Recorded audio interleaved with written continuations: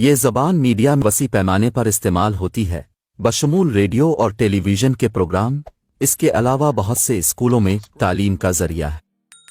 سرائیکی زبان کے قدیم ترین تحریری ریکارڈ 17ویں صدی کے ہیں۔ مغل دور میں یہ زبان عدالتوں اور سرکاری دستاویزات میں استعمال ہوتی تھی۔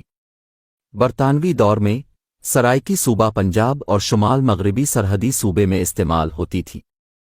1947 میں جب ہندوستان اور پاکستان کی تقسیم ہوئی تو مغربی پاکستان میں سرائیکی کو سرکاری زبان قرار دیا گیا اور اسے مشرقی پاکستان میں 1972 میں سرکاری زبان کا درجہ دیا گیا۔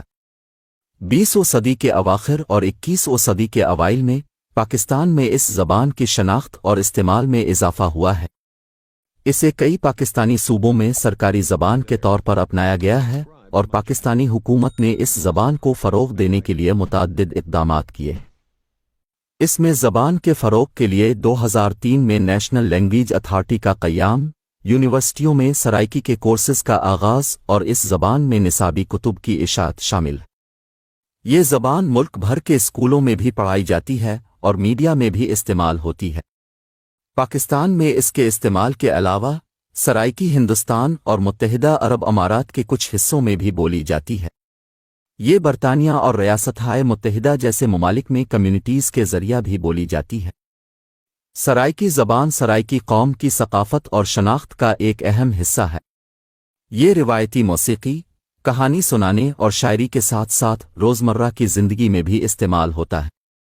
یہ زبان تہواروں، شادیوں اور دیگر اہم تقریبات میں بھی استعمال ہوتی ہے۔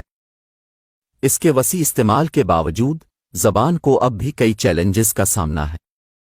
یہ تعلیمی نظام میں بڑے پیمانے پر استعمال نہیں ہوتا ہے اور میڈیا میں اس کی اچھی نمائندگی نہیں کی جاتی ہے۔